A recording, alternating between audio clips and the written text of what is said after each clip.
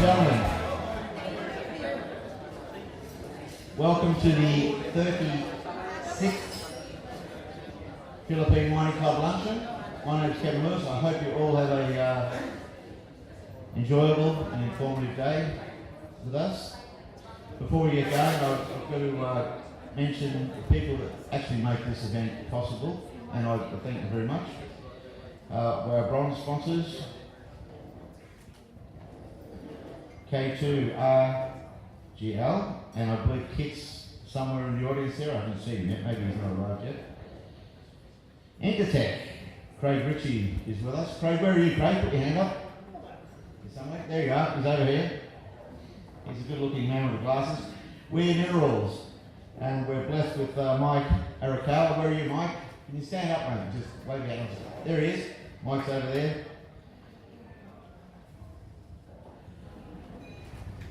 Vermeer, and I believe Chris is somewhere here. I'm assuming there she is. Hello, Chris. RDCL, and I think Sean is meant to be here. I'm not sure if I've seen him yet. I'm sure he'll be here soon. Lycopodium, Anthony. Where are you, Anthony? The country manager. Can you stand up, Anthony, so we can all see how good looking you are? There he is, over there. Trimble, unfortunately no one from Trimble today, and David Brown, San Tassolo with Johnny Cuthbertson. John, where are you, mate? Can you stand up? There he is, over there. Thank you, John. Al Silva, QED, Asia's leading exploration drilling company with modern equipment, with well-trained staff. This has elevated QED to become the benchmark for international standard drilling operations in terrain that is generally typified by logistical constraints, geological complexity, and topographical extremes. And Sir Alan Blackley, you're here. Can you stand up, Al? Mr. Alan Blackley, the CEO. Thank you very much. Just by the way, a lot of these people that we're mentioning now have stuck with the mining luncheon for a long time, and that's why we're still here. GHD has been in the Philippines since 1998. It's been providing consulting services to key players in the energy and resources sector. GHD started in the water sector in the early 2000s, working with Manila Water. Since then, the Philippines Operations Centre expanded their services to include mining, engineering, environmental services, with over 300 staff in their Makati office. GHD can provide a one-stop shop approach to your project through service groups in geotech, geology, water resources, engineering, structures, buildings, engineering, civil infrastructure, and environment. And we're blessed today. We've got Manny Acheta with us, and Min Russo, and the boss, who's now just slipped there. Carl. Sorry, Carl Lewis is with us too. Carl, can you stand up and just there's Carl over there. Sorry, mate, that was a real slip there. ISO Geophysical Advanced Advice and guidance for geophysical exploration programs being carried out in the mining metals sector, as well as coal sector. ISO Geophysical Consultants also provide a wide range of services to serve and support our local mining industry, a global company with local presence, Autotech, the global leader in sustainable minerals and metals processing technologies. Autotech, innovative whole of plant integrated processing technologies. Autotech solutions concentrate power, water, tailings. Autotech flow sheet development, lab test and pilot plant to full-scale operations. Autotech use the Earth's natural resources, and Peter should be somewhere, but I can't see him either. That's a shame. And of course, Lockforce, who again have been with us for the whole journey, the whole 5+ years.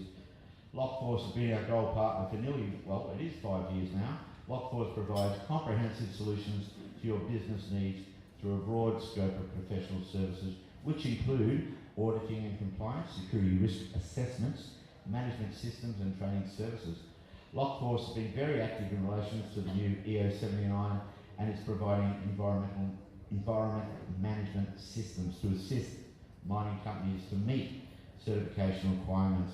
For further details about Lockforce, please feel welcome to approach either of the Lockforce people on this table here, the table 2, or they have a desk out the back.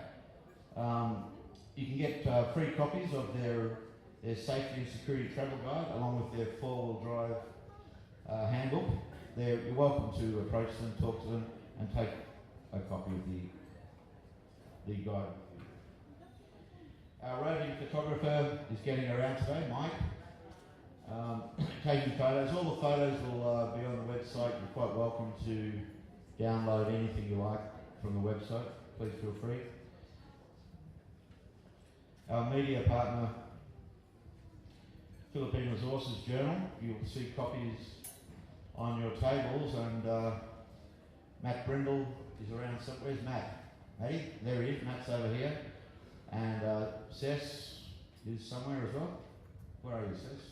Anyway, feel free to approach either Matt or Cess if you'd like to get involved in the journal.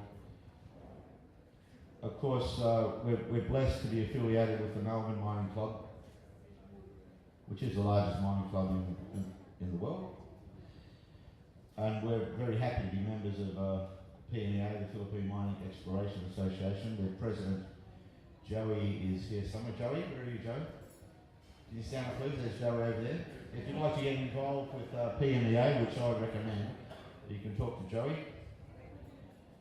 Also, AMSCHAM, the Australian New Zealand Chamber of Commerce, they have a table at the registration there. AMSCHAM has the largest mining committee of all the chambers, which is terrific, and a great organisation to be a member of, and their application form is at their table, so please feel free to grab one of those. They've also asked me to talk about their Trans-Pacific Golf Challenge, which is on the 4th of November, and I know there's many golfers in the audience, so please have a look at that. And that's it. Okay. Ladies and gentlemen, may I say a few words about our Master of Ceremonies. Leo is a lawyer who retired in July 2010 as partner of Presuming Torres Law Office, a member firm of Baker McKenzie International, where he heads its energy mining infrastructure group. Leo heads his own consulting firm, Ollie Consulting Group. The firm provides advisory and other services principally to the extractive industries, infrastructure and service sectors. Leo is a former chair of the Philippine Australian Business Council, is a member of the legal committee of the Chamber of Mines of the Philippines, and is a legal advisor to the Philippine Mine Safety Environmental Association, PMCA. Leo serves on the board of trustees at Inactus Philippines, formerly known as Students in Free Enterprise. This is the bit I love. Leo is also involved in DUATA, Women in Resource Development, where he is referred to as Duato, which loosely translates as a transgender fairy of the forest. Through his association with DUATA, PMCA, the Land Rover Club of the Philippines, he's actively involved in the Panging Talor Solar Lollers project, which is a fantastic project, and I suggest if you want to know more about that, please approach Leo or get involved in DUATA. Leo is also an advocate for planting bamboo. He believes that the mining industry should look seriously into bamboo as part of its social development management program, SDMP, specifically planting bamboo during the life of mine, creating livelihood programs for communities and or near the mining project where appropriate, permissible as part of the end of mine life rehabilitation program. Plant the rehab areas to bamboo. This would provide long-term sustainable livelihoods for the affected communities using the skills learned during the life of mine. Walking the talk through his company, Ollie Corporate Holdings, Leo is now developing a bamboo farm in Davao City with the primary objective of creating livelihood projects for neighbouring farming communities. He plans to share with the mining industry and the model of community engagement that his bamboo projects in the Vale learns by doing.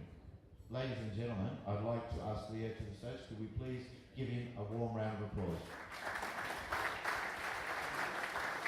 Yes, I now have something in common, finally, to speak about with our secretary, bamboo. I was struggling to find something to talk about with her that we had a common interest in. So maybe, if anybody here is interested in joining me, I'll put together a committee on bamboo and we can talk. Join me, thank our F&B associates here of the Polo Club for always giving us fine service. There are waiters and waitresses here, waiters mostly. Let's give them a big hand. Salamat for taking care of us all the time. A1. All of you must be reeling from the news of a few days ago. And a lot of questions, I'm sure, have crossed your minds. And can you now connect the dots between the loss of share value to the tune of about $1 billion and the utter blatant neglect to observe due process? I mean, we all know that to conduct the due diligence exercise and before actually arriving at final judgment, you call a press con to say, I'm recommending suspension before giving a chance to the companies to actually respond within what was it, given 9 days or something, and now say that they're going to be recommended for suspension.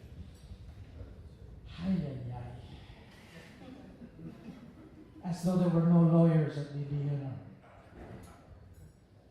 So ladies and gentlemen, on a happy note, I'd like to point out that we have a number of students here today. And we have to thank Autotech Philippines for sponsoring their lunches. Can I request the students to please stand? I think that there are 5 from Adamson, is that correct? Adamson can stand up first. Okay, are you all mining engineering students or some geology? How many engineering? How many geology? All right, but for a change, there's more guys than girls here today from your school. Let's give them a big hand. And from UP Mix, I believe we have about 4 or 5. Could you please stand and be recognized? 2. Well, 50% of them are female. Larissa, nice to see you again. Mining engineering, right? Or both mining engineering? Great. Future cadets of the mining industry or the railroad? Now, can you please ask Peter Cunningham from Autotech to stand? Where are you, Peter? Are you here? Not yet. Is anyone from Autotech here? Please stand and be recognized. Thank you, Autotech, for sponsoring. I'd like to, of course, mention the VIPs that are in the room. And I always like to say this. If you're a VIP that I have failed to mention, raise your hand.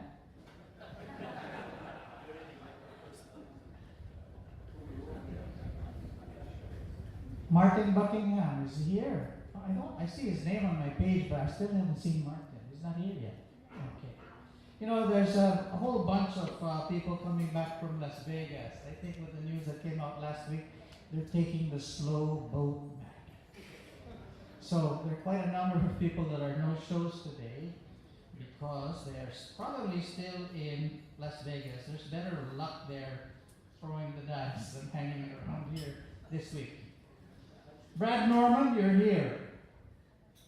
Welcome. Brad Norman, as you know, is the country director of Shenandoah.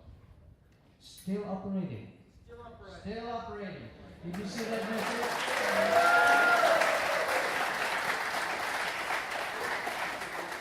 And probably the best example that we have in the Philippines of a responsible mind. Let's give Shannon a big hand. Let's show them. President of Mining Greenstone Resources Corporation, Lolot Manigsaka, are you here? Is he in Las Vegas? Alan Blackley, of course. Where are you, Alan? There you go. Still drilling away. Still drilling. Good. Water? I'm just kidding. Dan Lasher. Not here yet. He's probably still teaching his celebrity students his Krav Maga. What do you call it? Israeli karate, right? Roger Santos, VP Operations of Macro Asia. Welcome, Roger. And from Mount Labo, Johan Ratsma. Johan.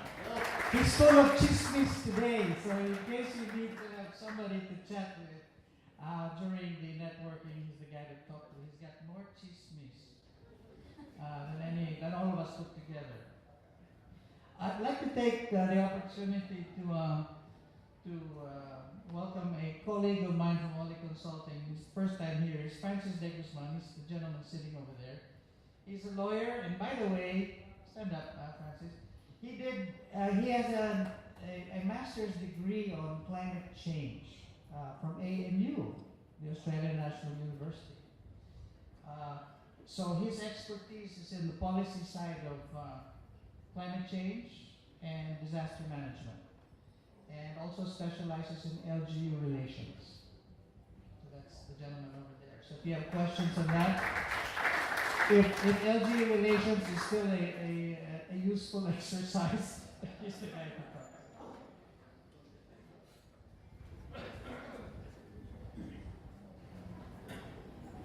All right. I'd like now at this point to introduce